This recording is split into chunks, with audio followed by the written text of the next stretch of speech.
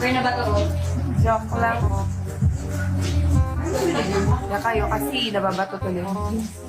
Hi guys, again it's me Finals TV. So for today's update guys, pag-uusapan natin yung isang live ng DB kung saan nabato ni Boss D si Ivy Laxina. Pero bago ang lahat guys, huwag niyo munang kalimutang i-subscribe at paghampasin ang notification bell button para updated guys sa mga bago kong upload. So ayun na guys, nagla-live selling ang DV kasama ang kanilang mga friends. At may mga items sila na pinapakita sa viewers at ipapamine. At hindi maiwasan na pinagripan sila ng mga viewers sa kanilang live. May mga nagtatanong kung magkano daw ba si Boss D. At sumagot naman ang isa sa kanilang mga friends na 1,000 million ang halaga ni Boss D. Pero ayon kay Ivy, wag nyo na daw i-mind kasi sa kanya lang yun. Sa kanya lang daw si Boss D. At dahil sa sagot na yun, natuwa at kinilig naman ang isang Boss D. Pero hindi lang si Boss D ang imamind ng mga viewers guys, pati din si Ivy Laxina. At dahil doon, nagalit at nagselo si Boss D kaya nabato niya si Ivy Laxina. Kunting paunawa lang sa ating mga viewers, alam ko kasing may mga BBW na magre-react nito na kisyo ganito, ganon si Boss D. Joke lang ang pagbato ni Boss D kay Ivy Laxina.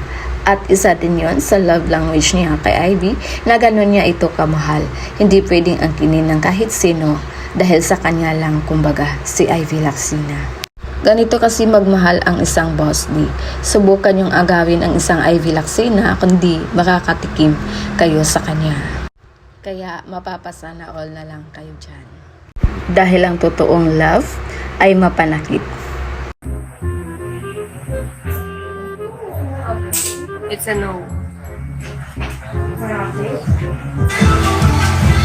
Si Dina daw, how much? 75,000 million.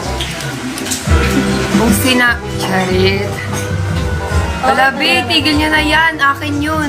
Akin lang. Adi. Kinilig. Taray na.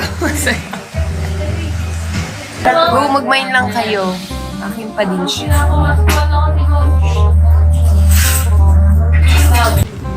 Kasi ako ay kailangan ng maging... Wait lang, choosy girl. Hindi ko pa kailangan mag-sleep, pero... wife duty. Ako ang imamine? Go.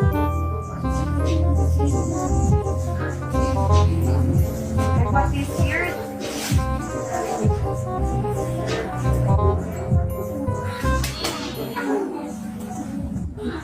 Fair na ba to? Joke lang. Na kayo kasi nababato tuloy.